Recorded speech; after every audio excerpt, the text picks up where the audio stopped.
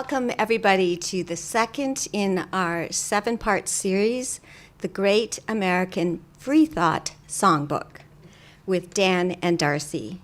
And if you're new to the Freedom from Religion Foundation, we hope you will join us. And you can find information at ffrf.org or in our lobby. And we want to greet our live audience here in the Charlie Brook Auditorium in Freethought Hall in Madison, Wisconsin. But you might be streaming live, listening to this, and hello to you too. Philosopher John Stuart Mill wrote in the 19th century, "The world would be astonished if it knew how great a proportion of its brightest ornaments, of those most distinguished in popular estimation for wisdom and virtue, are complete skeptics in religion." That includes so many artists, so many musicians, including classical, contemporary, and the songwriters of the Great American Songbook. And we're fortunate to have two extremely talented musicians here today, both who are students and wonderful interpreters of the Great American Songbook. And they're going to celebrate today the life, views, and music of Irving Berlin, fittingly on Irving Berlin's birthday, May 11th. So please give a warm welcome to FFRF co-president Dan Barker on the Diane Ewell Steinway grand piano, and Darcy Johnston on vocals. And they're making this possible. It is truly an artistic labor of love.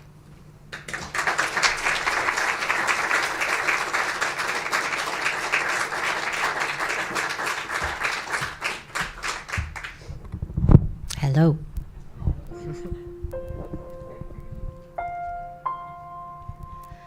Blue skies smiling at me, nothing but blue skies do I see. Bluebirds singing a song, nothing but bluebirds all day long. I never saw the sun shining so bright, never saw things going so right, noticing the days are hurrying by. When you're in love, my, how they fly. Blue days, all of them gone, nothing but blue skies from now on. Irving Berlin was the most prolific songwriter of the Great American Songbook. He had somewhere between 1,200 and 1,500 songs to his credit. As biographer David Leopold wrote, "Everyone knows these songs. They are all part of who we are." As fellow songbook composer Jerome Kern put it, Irving Berlin has no place in American music. He is American music. This Berlin song was written in December 1926, 100 years ago, after the birth of his first child, for the Ziegfeld musical Betsy, and it was an instant smash hit.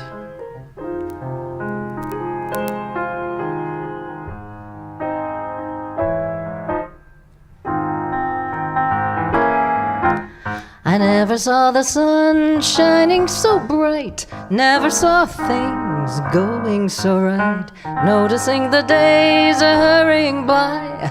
When you're in love, my, how they fly. Blue days, all of them gone, nothing but blue skies from now on. Nothing but blue skies from now on.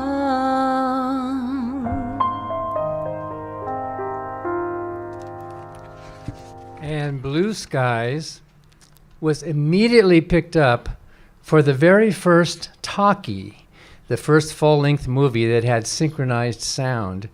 Here is Al Jolson in 1927 in The Jazz Singer.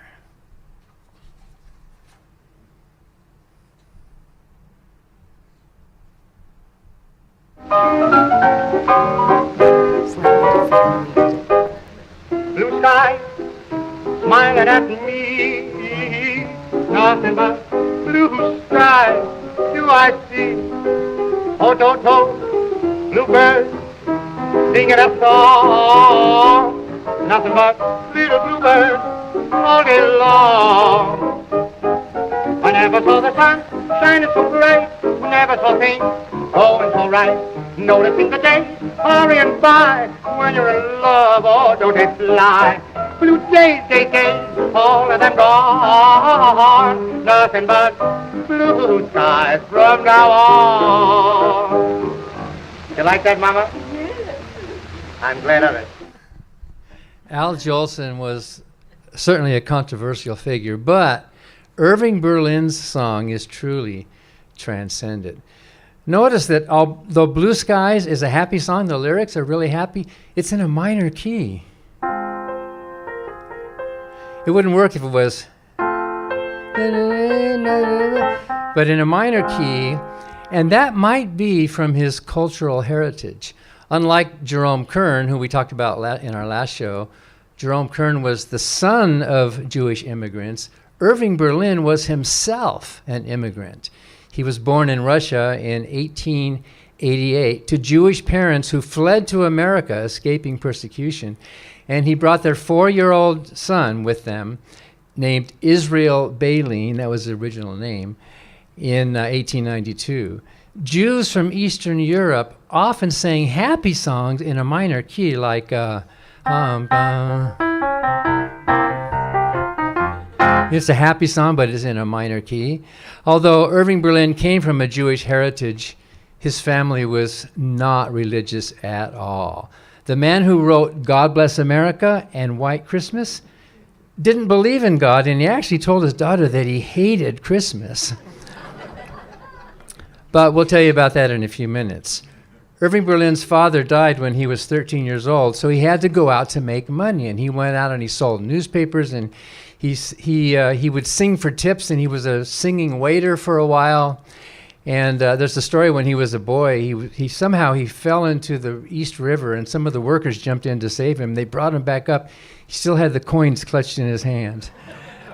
He just loved America. He knew how his parents felt about living in this free country, and he mingled with the Italians and with the Irish and with everybody else in this great American melting pot. Irving's musical career started with him singing known songs for tips, but soon he was writing his own. His first published song was in 1907, when he was still a teenager. Just 4 years later, I think his royalties were like 33 cents, right? Like yeah.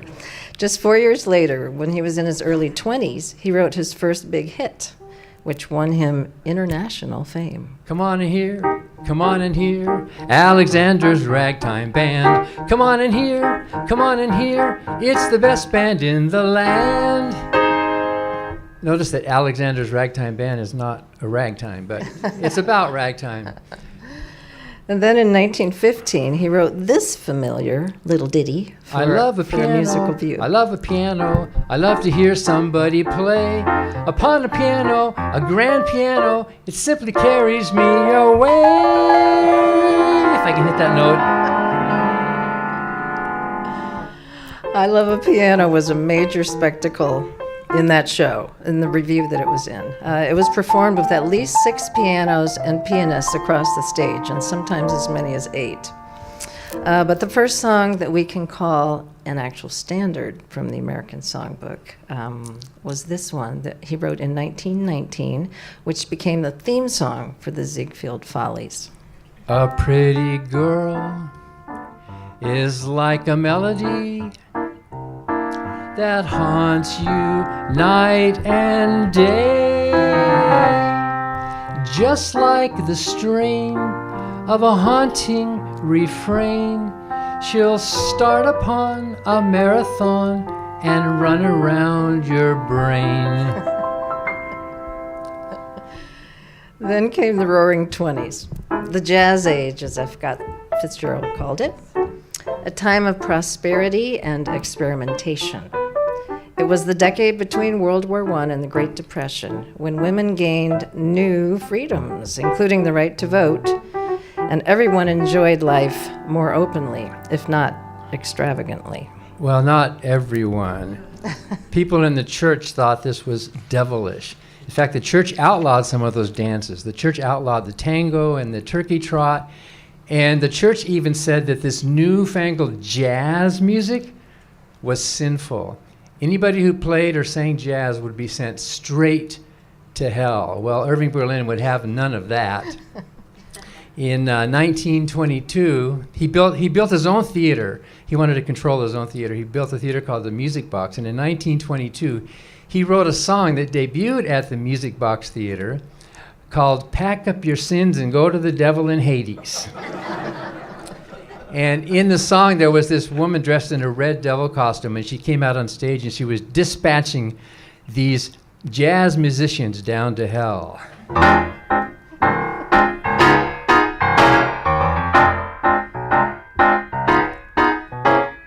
Oh, I got a message from below about a year or so ago, from a man I used to know before he departed. He was just as happy as can be. I'll tell you what he said to me. He said, if ever you get heavy-hearted, pack up your sins and go to the devil in Hades. You'll meet the finest of gentlemen and the finest of ladies. They'd rather be down below than up above. Hades is full of thousands of Joneses and Browns, O'Hoolahans, Cohens, and Brady's. You'll hear a heavenly tune that went to the devil because those jazz bands, they started picking it, they put a lick in it, a crazy kick in it. They've got a couple of old reformers in heaven, making them go to bed at 11. Pack up your sins and go to the devil, and you'll never have to go to bed at all. If you care to dwell where the weather is hot, H-E-double-L is a beautiful spot. If you need a rest and you're all out of sorts, Hades is the best of the winter resorts. Paradise doesn't compare, all the nice people are there. They come there from everywhere just to revel with Mr. Devil. Nothing on his mind but a cup and a horns. Satan was waiting with his jazz band, and his band came from Alabama with a melody hot. No one gives a damn if it's music or not.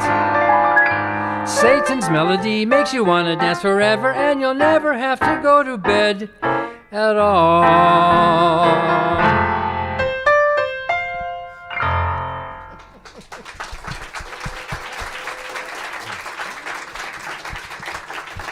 Irving was definitely a night person himself, so going to bed would have been a sin at 11.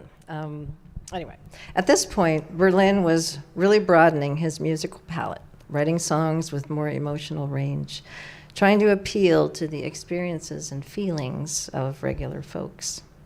He said, "My ambition is to reach the heart of the average American, the real soul of the country." Over his 60-year career, the outpouring would include holiday classics, dance tunes, patriotic anthems, novelty numbers like Pick Up Your Sins, and songs of love in its infinite variety, such as this ballad of heartbreak.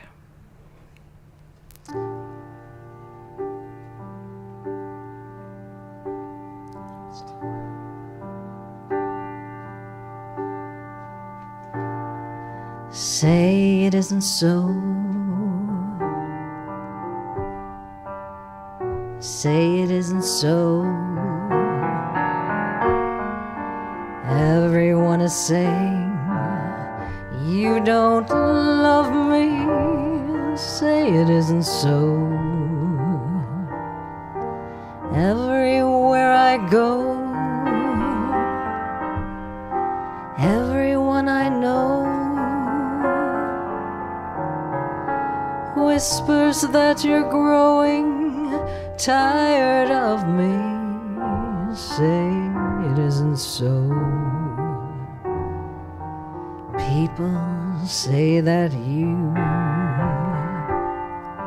found somebody new,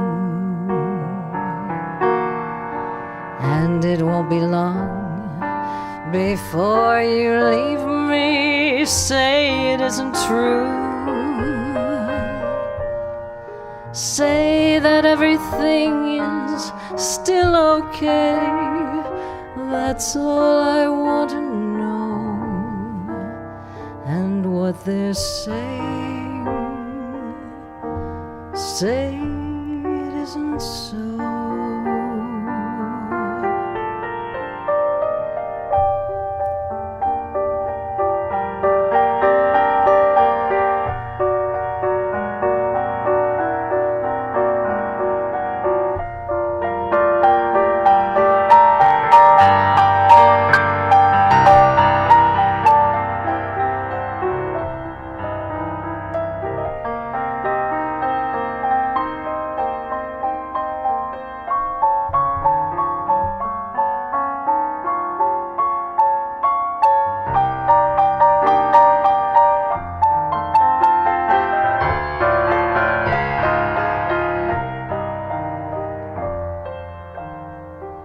People say that you found somebody new, and it won't be long before you leave me, say it isn't true. Say that everything is still okay. That's all I want to know. And what they're saying, say it isn't so.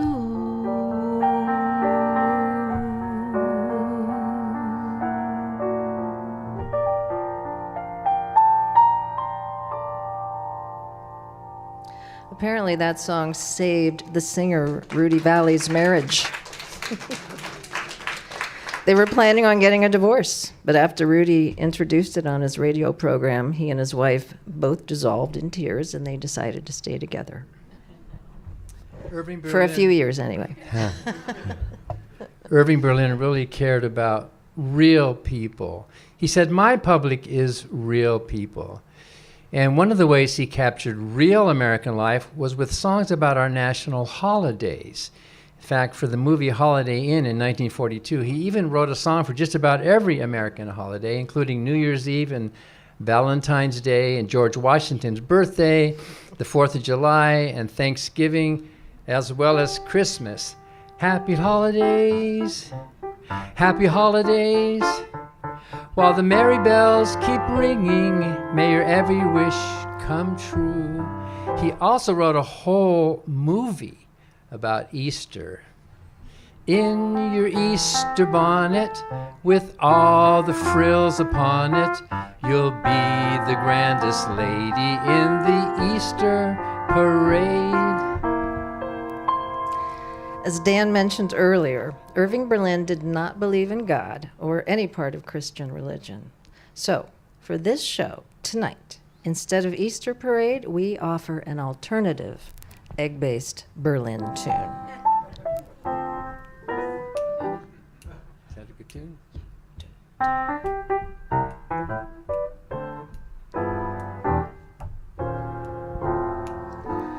I've been a roaming Juliet, my Romeos have been many, but now my roaming days are gone.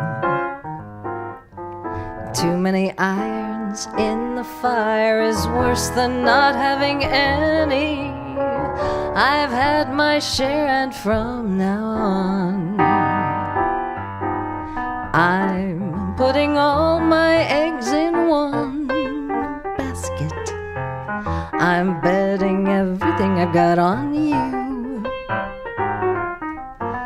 I'm giving all my love to one baby, Lord help me if my baby don't come through. I've got a great big amount saved up in my love account, honey, and I've decided love divided in two won't do. So I'm putting all my eggs in one basket. I'm betting everything I've got on you.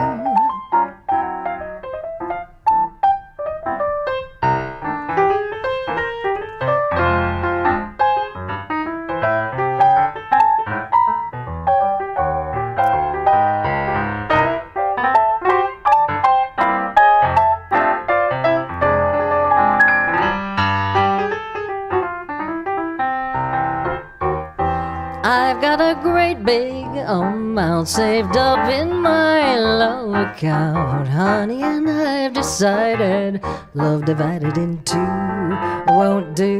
So I'm putting all my eggs in one basket. I'm betting everything I've got on you. I'm betting everything I've got on you. I always wanted to sing that song with a pillow under my dress. Lord help me if my baby don't come through.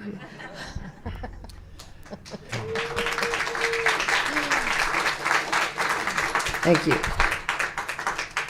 So 1,200 or 1,500 songs. A woman came up to Irving Berlin once and said, "Mr. Berlin, you've written more hit songs than any other composer, songwriter." And Irving said, "Well, that might be true, but I've also written more flops." With all those songs, the flops we haven't heard, have we? We're here the ones that were good, that stayed. But, and composers don't always know when their songs are going to be hits or not. If they did, everybody would follow some formula. You just never know. But there was one song that he wrote that when he wrote it, he said, "This is going to be a hit. I know it," and he told everybody about it, and it was. And in fact, it has become the most recorded song in all history.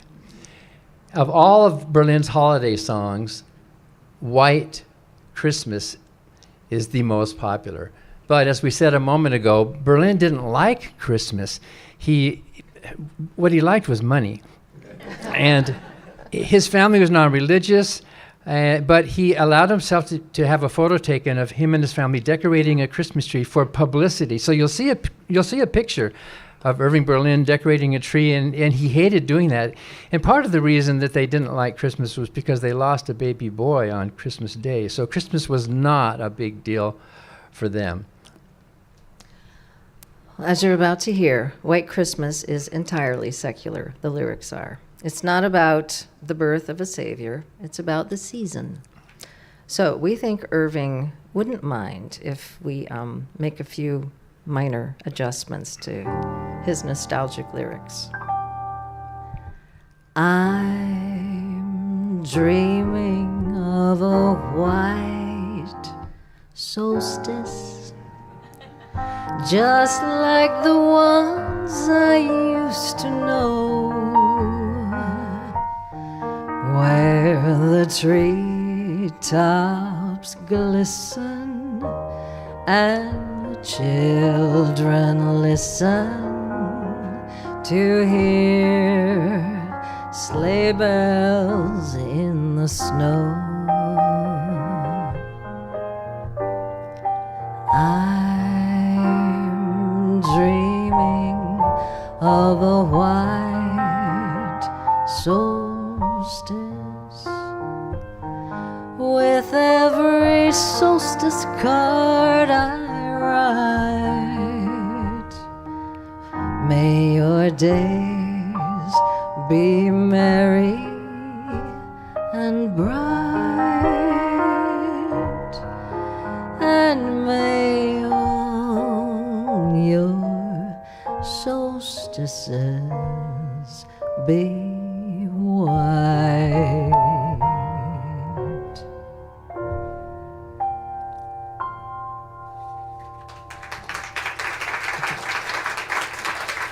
By the way, White Christmas won the Oscar for Best Song that year in 1942 for Holiday Inn.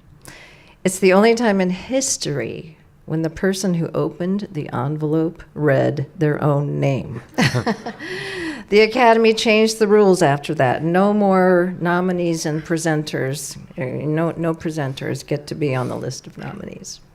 Well, Irving Berlin did make a lot of money in that song, and he was right. It was popular, and of course, we've all heard it forever since we were children.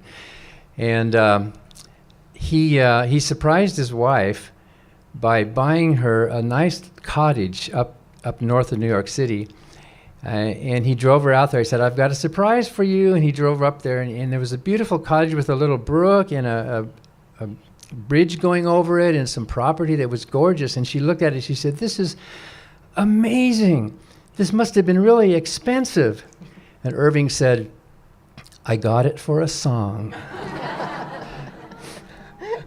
So, when the movies started to become profitable, Irving Berlin moved to Hollywood. Well, that's where the money was. Of course, his music was there from the beginning with Blue Skies and The Jazz Singer. But beyond that, Irving Berlin had 20 film credits, starting in 1929 with Marx Brothers' Coconuts, and then ending in 1957 with the movie Sayonara. 6 of those 20 movies starred the great dancer, singer, actor Fred Astaire. And all of these Berlin Astaire movies were successful, but no more than the box office smash Easter Parade. Dan, didn't your dad have a part in that movie? Did he meet Fred Astaire? Actually, my dad did meet Fred Astaire. My dad was a trombone player in the Musicians Union. He got a call for a gig in Culver City, and it was a movie set. And one of the scenes they filmed for Easter Parade, my dad played the trombone in the band that's in the nightclub scene where Fred and Judy first meet. So he met Fred Astaire. He said he was a really, really nice and gentle person. My dad made $80 for those 3 days, which I guess in today's money, I don't know what that would be worth. But so Norman Barker met Fred Astaire, and he also met the film's other big star up close and personal. I want to go back, I want to go back, I want to go back to the farm, far away from home, with the milk pail on my arm. I miss the rooster, the one that used to wake me up at 4 a.m. I think your great big city's very pretty.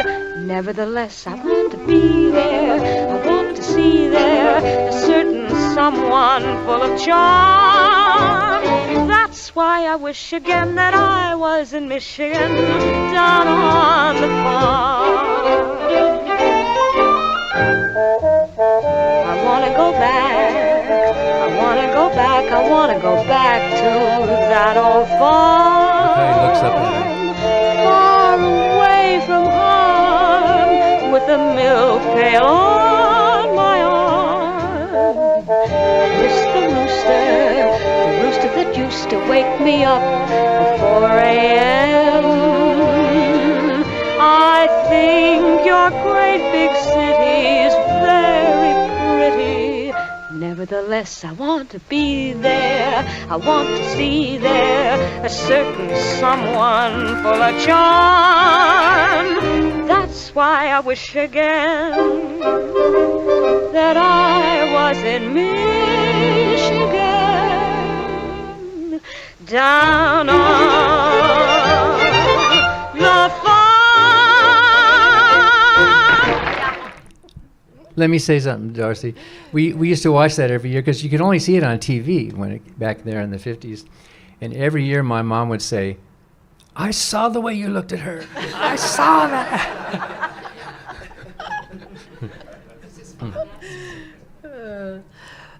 Fred Astaire was Irving Berlin's favorite singer.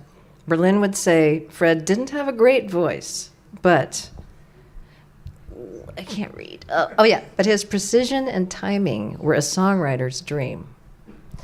When the movie Top Hat came out in 1935, starring the dynamic dancing duo Fred Astaire and Ginger Rogers, it was Berlin's first film score in 5 years. and it was a box office smash. Fred Astaire and Irving Berlin had not met before this film, but it was the beginning of a lifelong friendship, with Berlin writing the songs for more Astaire films than any other composer. Berlin said he was a real inspiration for a songwriter. I'd never have written Top Hat without him. He makes you feel so secure. Secure is the right word. All 5 tunes from Top Hat became major hits, including this next song, which was called Miraculous in Time Magazine's Top 100 Songs of All Time. Can I say something about this one? It was called Miraculous, but it's really only for the music, the structure, Yeah. and the form, which is, there are 3 parts, and it's 64 bars instead of 32. The lyrics, not so much, as you'll hear. Okay. What's your tempo? 1, 2, 1, 2, 3, 4.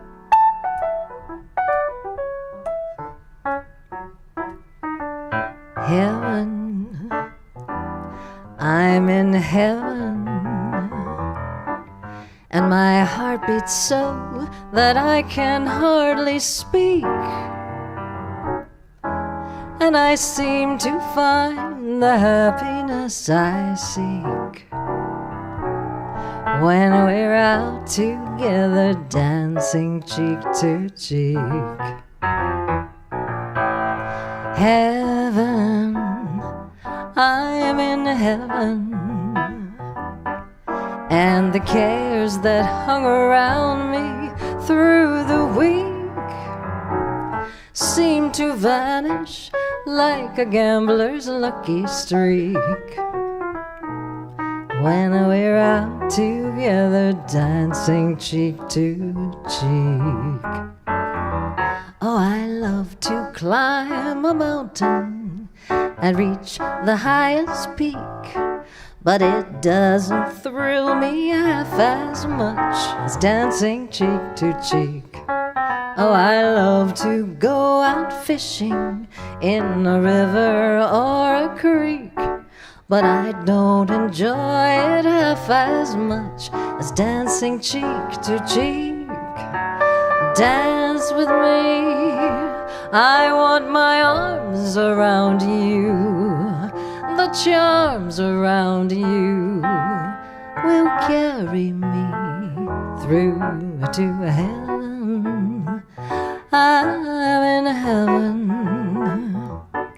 and my heart beats so that I can hardly speak, and I seem to find the happiness I seek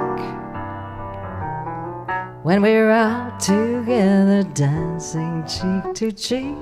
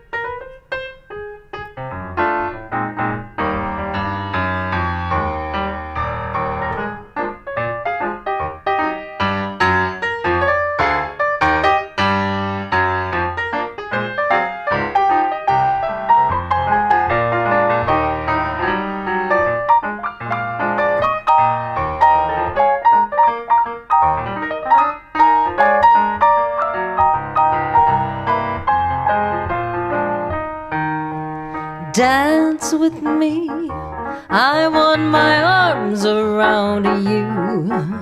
The charms around you will carry me through to heaven.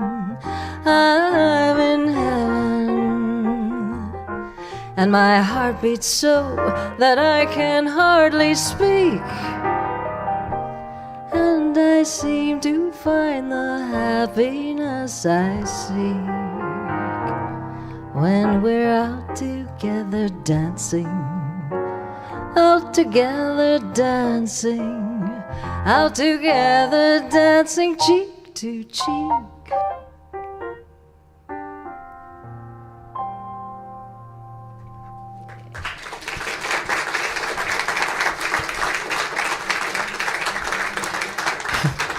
Cheek to Cheek is also memorable because in the movie scene, Ginger is wearing a gown with hundreds of ostrich feathers sewn into it. Feathers that were shedding throughout the entire dance scene. So for the rest of the time when they worked together, Fred would sing to Ginger, "Feathers, I hate feathers." The next year, 1936, Berlin did another Fred and Ginger movie, Follow the Fleet. And there's another gown incident during that main dance scene, too. This time, Ginger's wearing a dress that has heavy weights in the hem for optimal swirling. And during one pivot, it smacks Fred in the face. You can hardly tell when you're watching it, but Fred was not happy about that. There may be trouble ahead, but while there's moonlight and music and love and romance, let's face the music and dance. Before the fiddlers have fled, before they ask us to pay the bill, and while we still have a chance,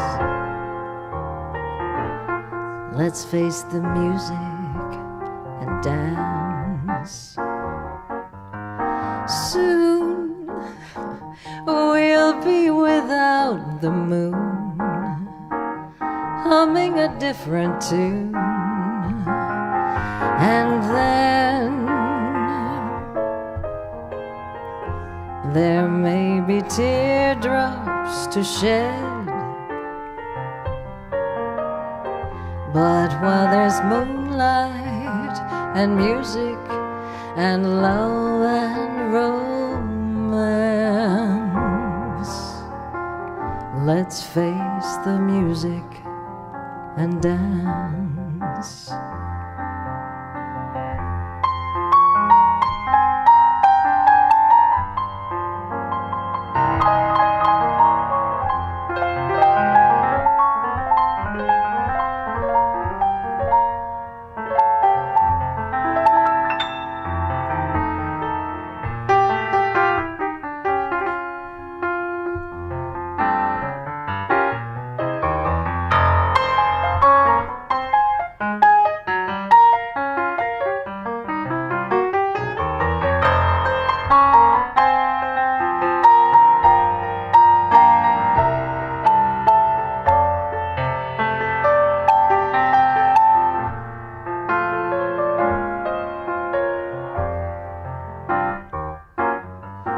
Soon we'll be without the moon, humming a different tune, and then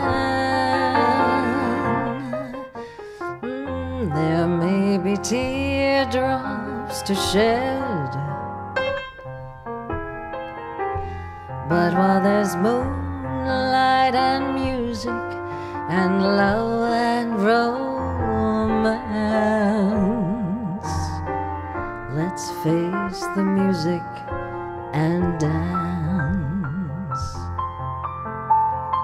Let's face the music and dance. Let's face the music and dance.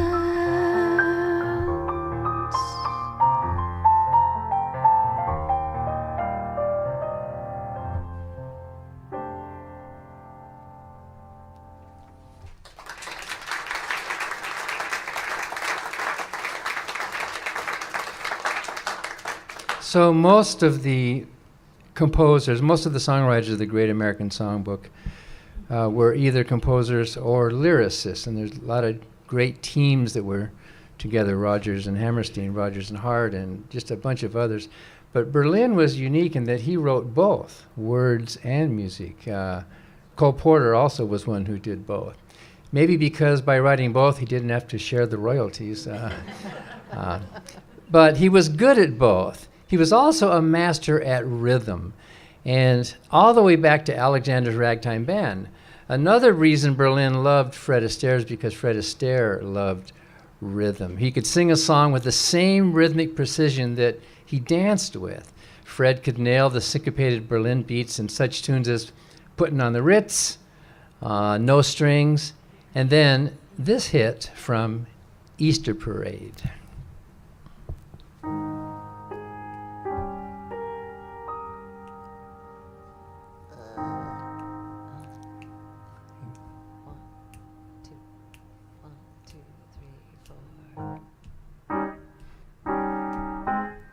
If I seem to scintillate, it's because I've got a date with a package of the good things that come with love. You don't have to ask me, I won't waste your time.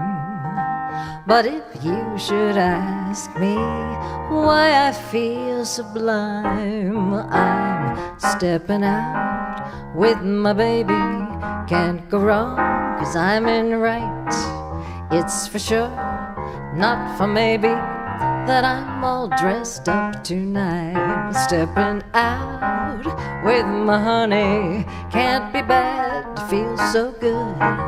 Never felt quite so sunny, and I keep on knocking wood. There'll be smooth sailing, 'cause I'm trimming my sails in my top hat and my white tie and my tails. I'm stepping out with my baby. Can't go wrong, 'cause I'm in right. Ask me when will the day be? The big day may be tonight.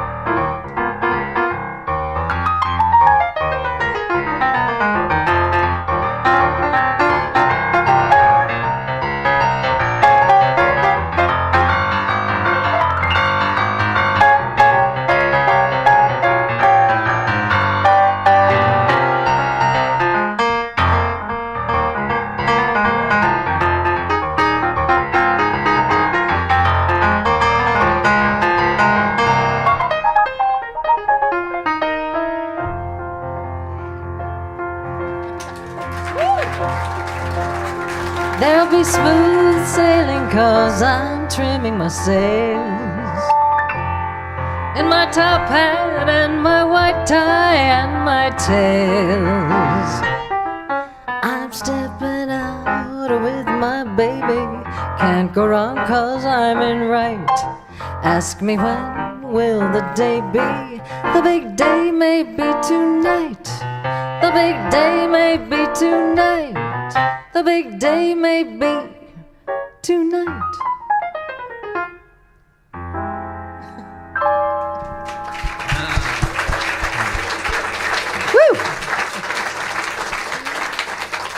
So Irving Berlin unlike Jerome Kern, we talked about Jerome Kern last month. He was formally trained in Europe and all music theory and all that. Irving Berlin was not trained. He could not read music. And he needed, when he was composing his songs, he needed a real pianist to sit down with him to tell him, well, what is that chord and what is this chord? Because he could hear the songs and he could play a little bit of piano. And he had different pianists come in with him to actually tell him what the chords were. And one day this young teenager, 19-year-old named George, came in and sat down and said, oh, I'm so glad to meet the great Irving Berlin. And after a while, Irving said, you know what, kid, you're really great. You know, you really got a lot of talent. And George said, yeah, someday I want to be a big composer like you. It was George Gershwin. He got to meet him. And so Irving Berlin immediately offered George Gershwin a job as to be his musical director, I guess, whatever. And he said, this will pay you like 4 or 5 times more than you're getting paid right now. But Irving Berlin said, don't take the job. If you take the job, you'll end up being a second-rate Berlin rather than a first-rate Gershwin. So he didn't take the job. He went on. Of course, we'll talk about George Gershwin later. Irving Berlin could only play the piano in one key, on the black keys. He wasn't able to transpose at all. So he had a special piano built with this lever that he could move with his knee that would shift the keys for him.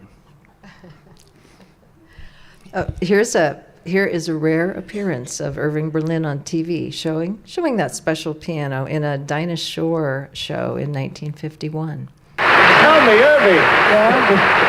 This is the funniest looking thing I ever saw. This is a piano?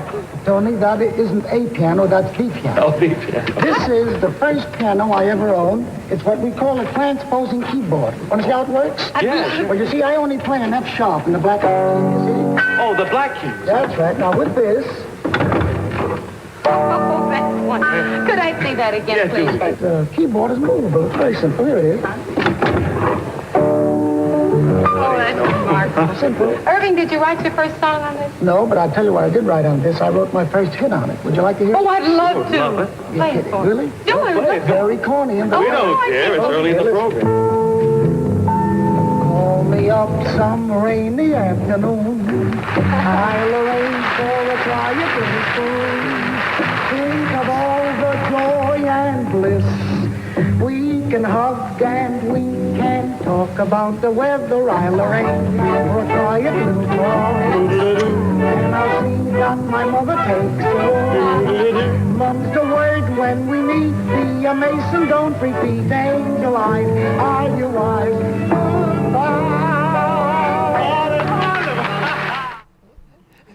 And in a lot of his songs, you can actually hear, if you listen to the chord progression, you can actually hear the song, you can hear his knees shifting to change the keys.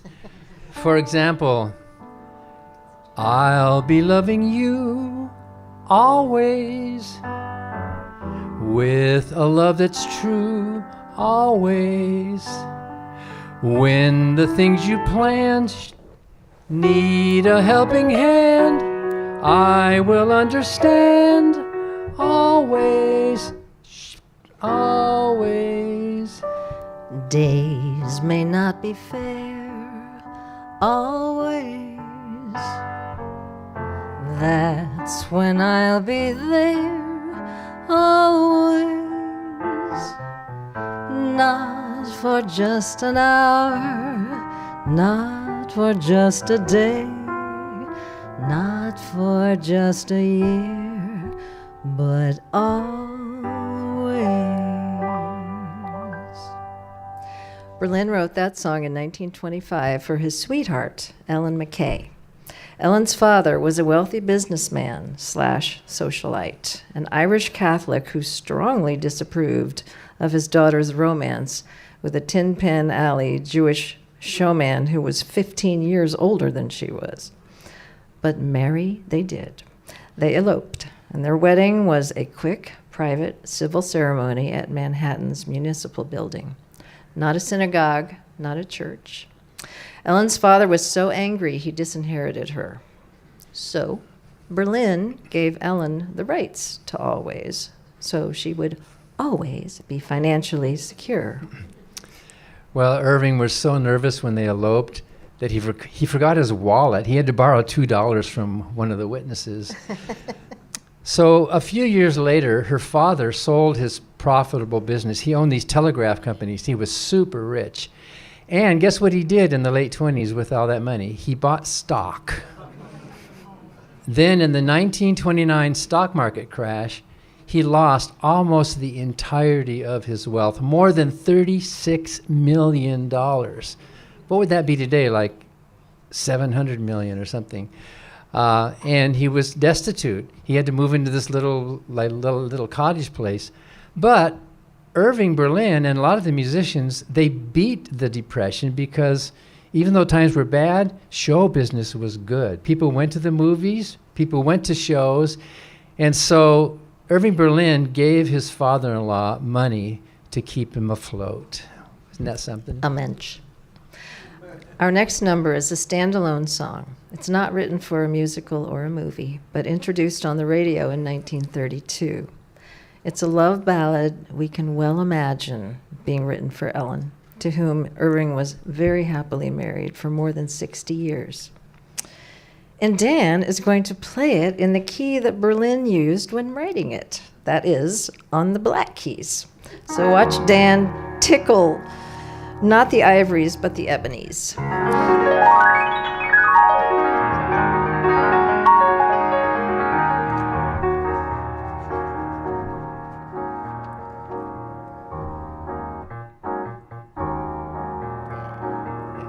How much do I love you?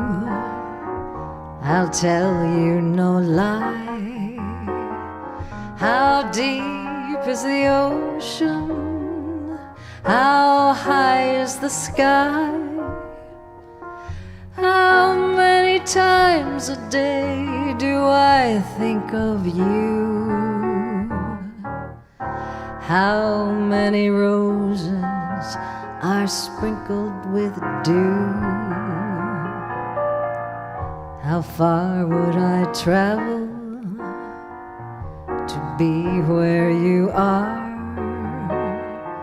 How far is the journey from here to a star? And if I ever lost you, how much would I cry? How deep is the ocean? How high is the sky?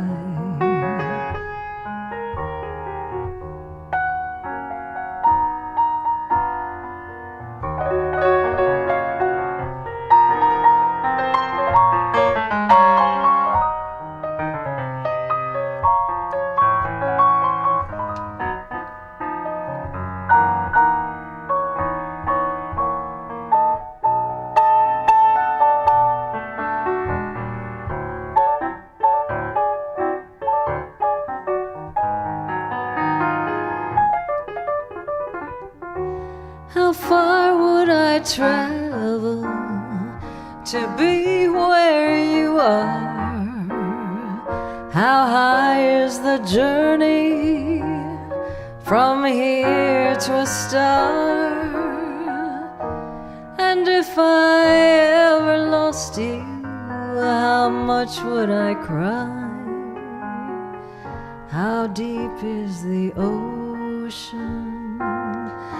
How high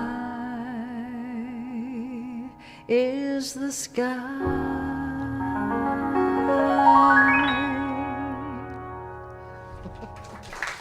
Black keys, 6 sharps.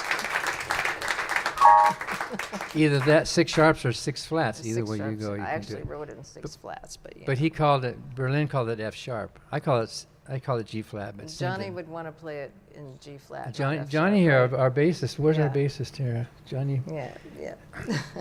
Yeah. So Berlin was basically a songwriter. He started off, with reviews and all of that. He wasn't really a musical writer. He didn't do Broadway musicals like the way Jerome Kern did. Instead, his stage shows were mostly just songs that were strung together. They were reviews without much of a story. Even if you look at the hit movie Easter Parade, It's basically just an Irving Berlin song review strung together with a thin plot. But there is one big exception. Annie, Get Your Gun. It's interesting that Berlin's most famous musical was the brainchild, actually, of lyricist Dorothy Fields and composer Jerome Kern. And that the project only came to Berlin because Kern died, as we mentioned in our last show. Yeah. Berlin stepped in to fill Kern's shoes after his sudden death. And because Berlin always wrote his own words, he also took on the lyrics, which had been Dorothy's domain. She graciously gave that task to him, but with her brother Herbert, she kept control of writing what's called the book, or the script for the show. Well, and you can see her name up there on there, the credits of it. The reality is this musical would have been nothing without Dorothy Fields. Irving's songs, of course, would always be good songs, but he needed someone with Dorothy's story heft in order to pull off a whole musical. That said, there are so many memorable songs from this show. There's no business like show business like no business I know. Everything about it is appealing, everything that traffic will allow. Nowhere could you get that happy feeling when you are stealing that extra bow. And there's this one. Anything you can do, I can do better. I can do anything better than you. No, you can't. Yes, I can. No, you can't. Yes, I can. No, you can't. Yes, I can. Yes, I can. You know, if they hate each other that much, they're sure to fall in love. And so, of course, they do.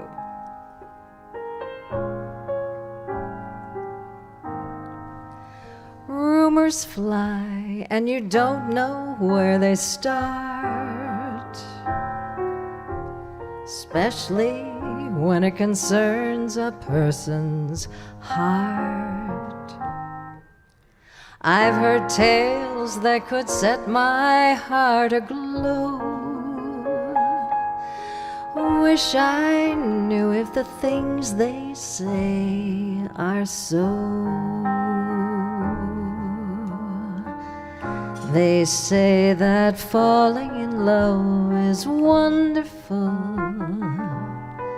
It's wonderful, so they say. And when a moon's up above, it's wonderful. It's wonderful, so they tell me. I can't recall who said it. I know I never read it. I only know they tell me that love is grand, and the thing that's known as romance is wonderful, wonderful in every way, so they say.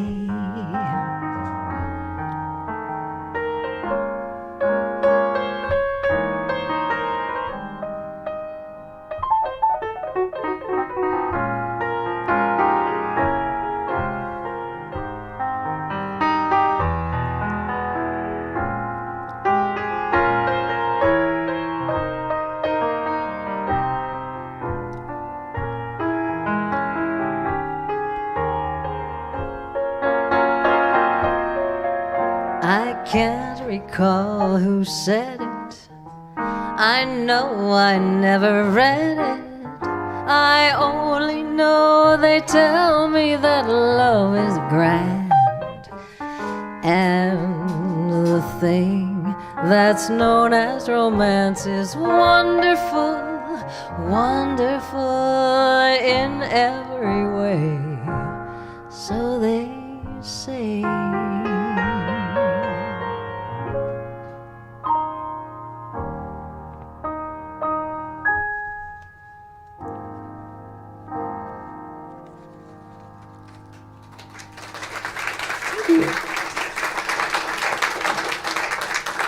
Well, Irving Berlin did believe in wonder. He didn't believe in God, but he believed in wonder.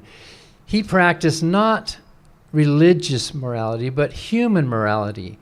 His daughter, Ellen, who was the child of Jewish and Catholic parents, she wrote a memoir. She later wrote about her parents.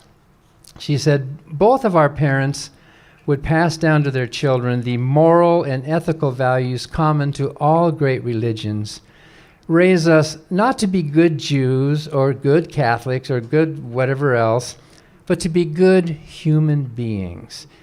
When we grew up, my mother said that we would be free to choose the religion of our husband, but it didn't quite work out. All three of us would share our father's agnosticism, and we would sidestep our husband's faiths. So the biographers wrote, Lawrence Bergreen, the biographer, wrote that Irving Berlin's true religion was patriotism. He was passionate, not about faith, but about the United States. So grateful to be here, as were his parents who had escaped persecution to come to this country. He wrote dozens of songs to honor this country. The Song of Freedom. He wrote a song called Miss Liberty. He wrote a song called This Is a Great Country.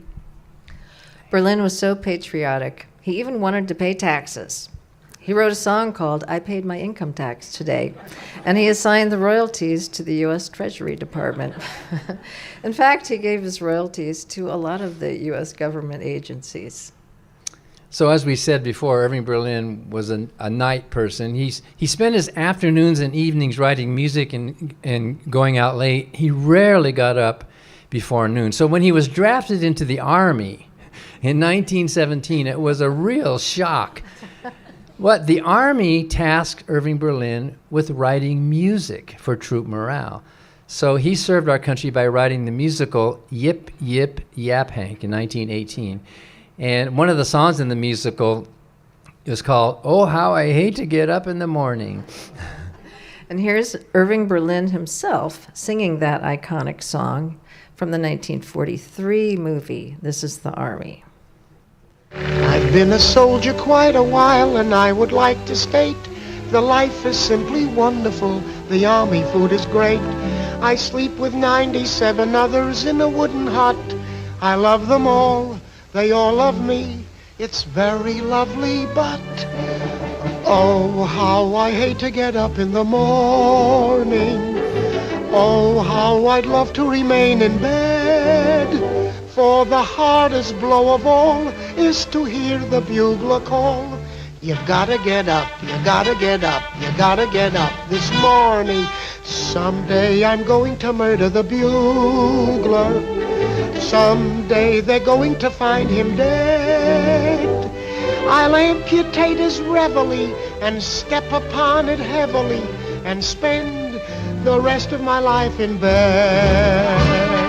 Oh, how I hate to get up in the morning. Oh, how I love to remain in bed. For the hardest blow of all is to hear the bugler call. You gotta get up, you gotta get up, you gotta get up this morning. So he wrote that song in 1918 for that musical, Yip Yip Yap Hank. And he managed to get up to do some of his work. And as he was writing it, he was thinking, we need this sort of patriotic marching song about America. And he tried a song, and he tried a different tune, and he had his pianist sitting with him. And finally he came up with a song called God Bless America. And his pianist said, another patriotic song? And Irving was even kind of doubtful about its originality. He said, yeah, this isn't good. It isn't good. He didn't like it at all. So he threw it in his trunk, and he forgot about it. And 20 years later, in 1938, Kate Smith was looking for a patriotic anti-war peace song in order to keep America out of the war with Germany. And so she went to Irving and she said, can you compose something for me that I could sing on the radio?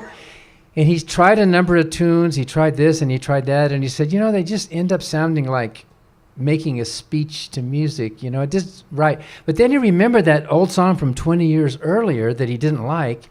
He dusted it off and he looked at it and he thought, this might work for Kate Smith. But he had to change some of the words.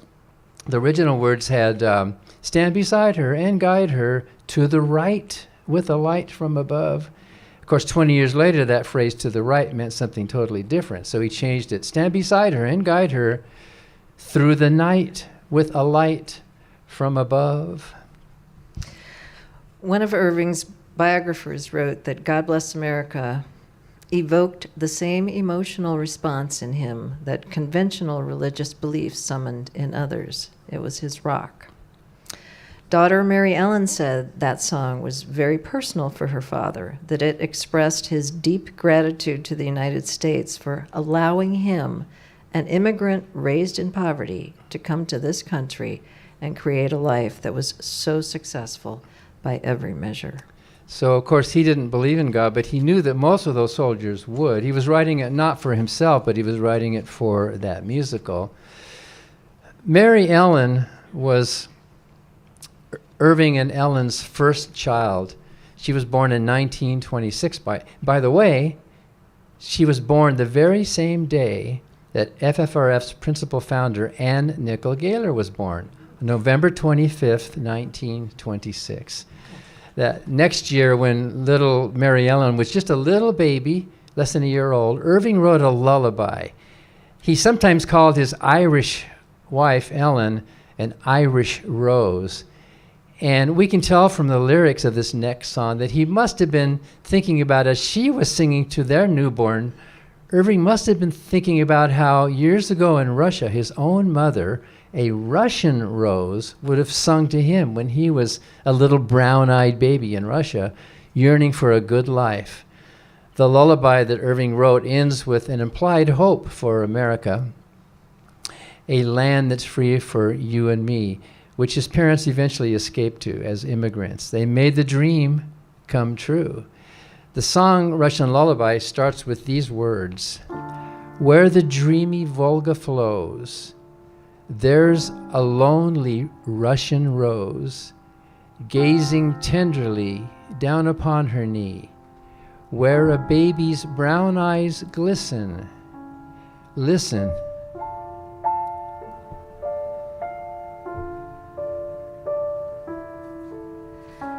Every night you'll hear her croon a Russian lullaby, just a little plaintive tune when baby starts to cry. Rock-a-bye, my baby, somewhere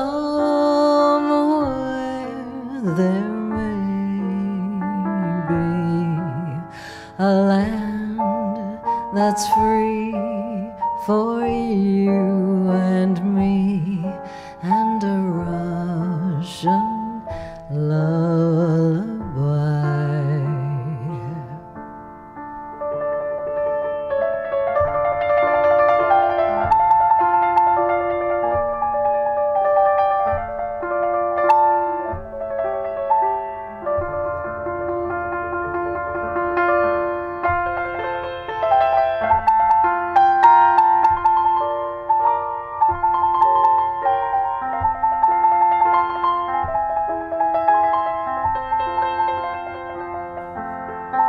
Rock-a-bye, my baby, somewhere there may be a land that's free for you and me, and a Russian lullaby.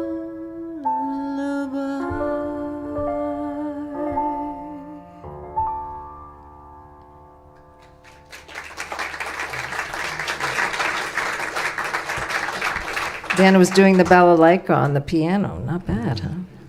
To round out Irving Berlin's life and the fulfilled dreams of his parents escaping to a free country, let's hear his last song in his last show in 1962, the stage production of the musical Mr. President. This is a great country, a great country. So let's shout it clear and loud. Take a look in your history book, and you'll see why we should be proud. Hats off to America, the home of the free and the brave. If this is flag waving,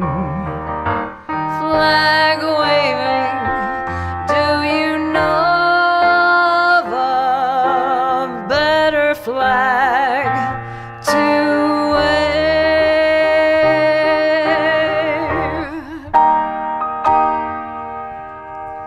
Berlin retired soon after that show, and he lived pretty reclusively until his death in 1989 at the age of 101.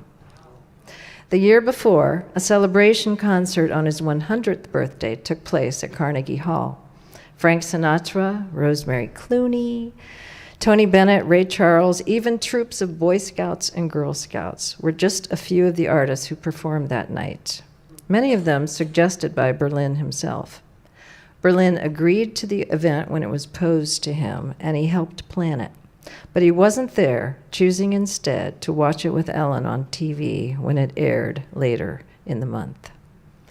Walter Cronkite, who was co-hosting the event, said that night, "Irving Berlin helped write the story of this country by capturing the best of who we are and the dreams that shape our lives. Since 1906, Irving Berlin has written over 1,500 songs where we find our history, our holidays, our homes, and our hearts." And since today actually is Irving Berlin's birthday, May the 11th, we are going to celebrate. As Shirley MacLaine said at that 100th birthday gala, how does one sing happy birthday to Irving Berlin? It's one of the few songs he did not write. So let's just eat cake. Thank you.